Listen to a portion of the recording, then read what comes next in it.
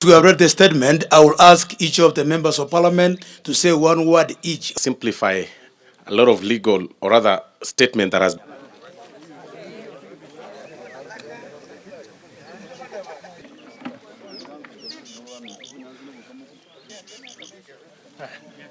We have had a productive consultative meeting with elected leaders, professionals, civil society, and other stakeholders from the Nyanza region. This is part of the ongoing Hustler Nation discourse that puts issues of ordinary people, mama mboga, border operators, farmers, traders, pastoralists, fishermen at the center of our political conversation. This is a new paradigm premised on freeing our country from ethnic politics and conversations that is only centered on leaders. We have a new engagement of people-centered issues with tangible, life-changing results. At the core of the Hustler Nation conversation is the bottom-up economic model that focuses on enterprises at the bottom of our social and economic pyramid. This is a departure from the trickle-down model that has for years excluded millions of citizens from the economic mainstream, denying them the opportunity to realize their full potential. This model has failed to create enough jobs, expand opportunities, and bring prosperity. Instead, it has fostered a hostile environment, benefited a few, bred corruption, patronage, and cartels. The meeting today that comprised of people from different regions and experts that drive an agenda, that sought to drive an agenda for our region, went down to the ground and looked at things that matter to us as a people. And as I've said, in a region, for example, like Kisii, there are things that matter for discussions. When you talk about coffee, when you talk about tea, when you talk about soapstone, that is something that touches on the people. And that boils down to things that we talk about when we talk about the bottom-up economy.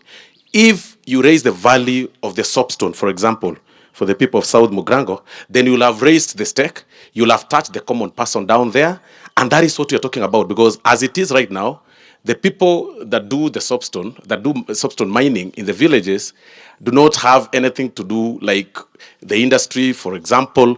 They have no market that is ready. There is no value addition for such matter.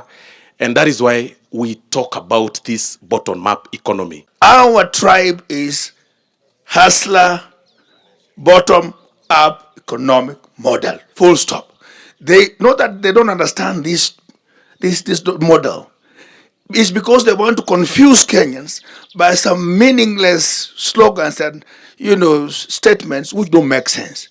And because those who fear change will always resist that change. We are telling them the moment of that change is now, and the moment of discussing economic empowerment vis-a-vis political position sharing is long gone.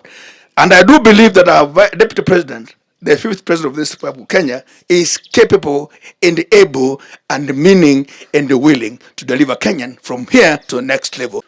We have, based on the same, come up with a harmonized economic development position for the Nyanza region, which is aligned effectively to Hustler philosophy and the basic tenets and principles of the bottom-up economic model. Diversity of Nyanza together to discuss the economic priorities of the region.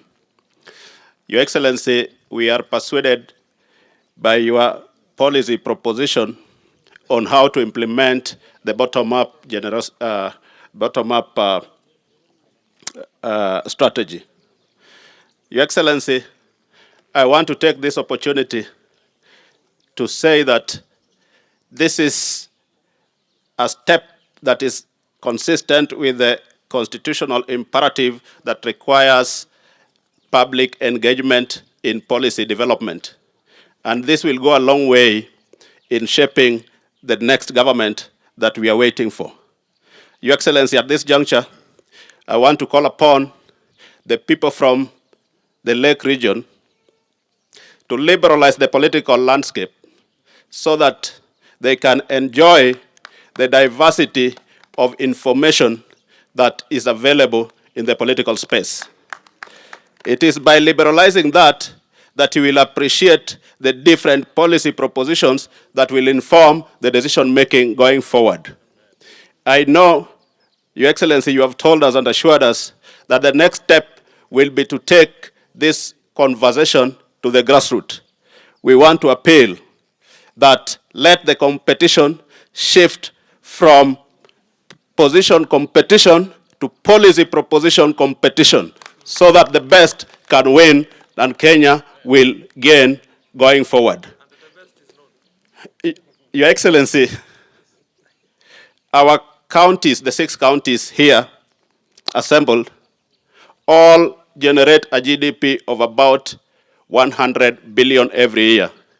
With a bottom-up approach, you are going to re-engineer the economy at the grassroots that will triple the GDP of these counties in a matter of 2 to 3 years. So we look forward to that empowering dispensation that will give our youth employment, that will give our women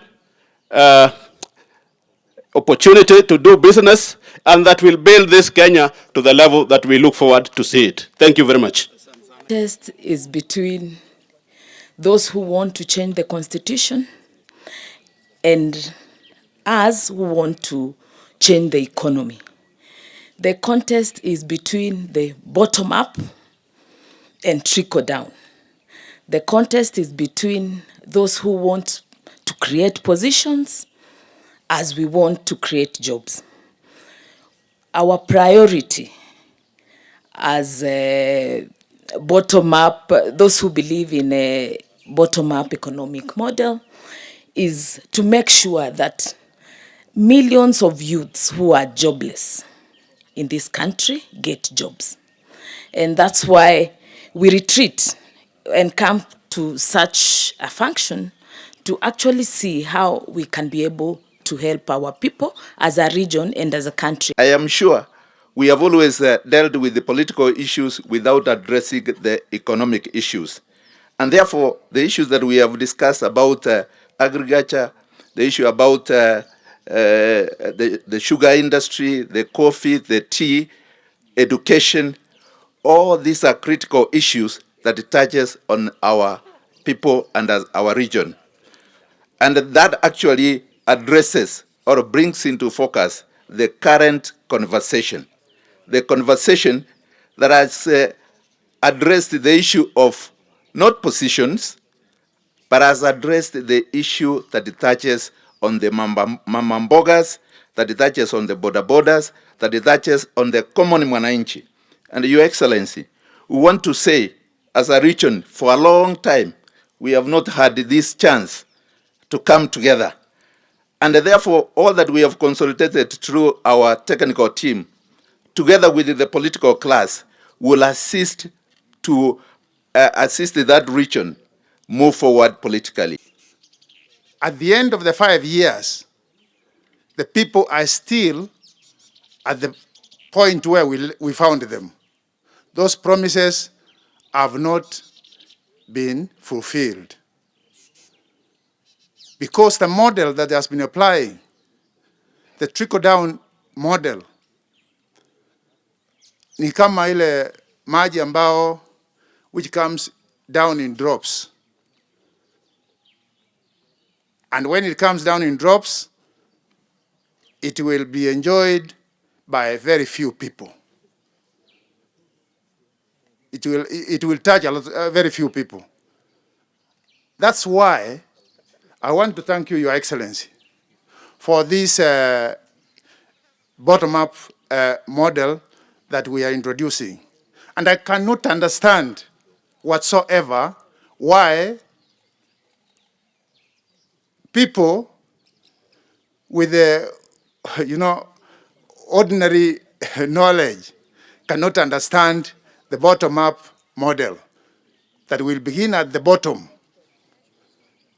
will begin at the bottom and improve their welfare so that we cover a bigger base. You are aware that today marks exactly 1 year to the next election. And I am very happy that on day 1 of the last year, we are discussing matters economy, that we are not discussing all the other issues. I am very proud that the conversation in Kenya has changed. I welcome all the other leaders, including my competitors, to engage the people of Kenya on this very important subject of the economy. They should not be intimidated by the fact that we have a bottom-up economic model that is superior. I encourage them to look for alternative models, and they should not waste their time trying to discredit the bottom-up economic model. They should be telling us how their trickle-down economic model is going to do better, which it has not done for the last 50 years. And talking about models, I have seen some of my competitors say, let us not make this conversation about models. But I want to tell them two things. For us to connect 8 million people to electricity in the last 9 years, we changed the connection model. For us to construct more tarmac in Kenya, we changed the construction model and came up with 3 different designs. For us to build an extra 150 technical training colleges, we had to interrogate our education model. So, my friends, let us have a conversation about the economic model that will work. Don't try to run away and say, this is not about models. And lastly, I don't know why people are confident or are comfortable with us discussing models of governance, whether it is presidential, parliamentary, or hybrid. But when we come to a discussion about an economic model, you want to tell us models are not important. My friends, models are important. When I talk about bottom-up and how I believe that it is time that we focus our attention on the jobless, on the struggling entrepreneurs, and on the resource-poor farmers, it is born out of my experience in government and the gaps that I have seen. If anything, part of what we are engaged in would have been dealt with substantially if we had had the chance to roll out our Big Four program, which was supposed to engage housing, which was supposed to create jobs. Maybe we would be 1 million jobs richer today if we had had a chance to implement the housing program. The same thing to do with investment in our food production enterprise that would go to value addition and agro-processing. If we had had a chance to do it, things would be different. And if we had had a chance to deal with universal health coverage, we would be in a different place. So, when I tell the people of Kenya that this is what I intend to do, I have a track record, both as minister and as deputy president, on my delivery abilities. And I would challenge my competitors to give us their track record as well, so that we can compete. Apart from them giving us policy suggestions, If you haven't delivered on anything, and you have no track record of delivering on anything, how do you expect the people of Kenya to believe you? The bottom-up policy is the way to go. We know people are opposing it, but that's normal because people always are anti-change. But what they forget is that one thing that is always constant is change. We are prepared and we will pursue this policy, which has been proven a success in other countries, in other areas, and we are sure that Kenya will be better under the 50th President, His Excellency Dr. William Samoei Ruto. You are aware that today marks exactly 1 year to the next election. And I am very happy that on day 1 of the last year, we are discussing matters economy, that we are not discussing all the other issues. I am very proud that the conversation in Kenya has changed. I welcome all the other leaders, including my competitors, to engage the people of Kenya on this very important subject of the economy. They should not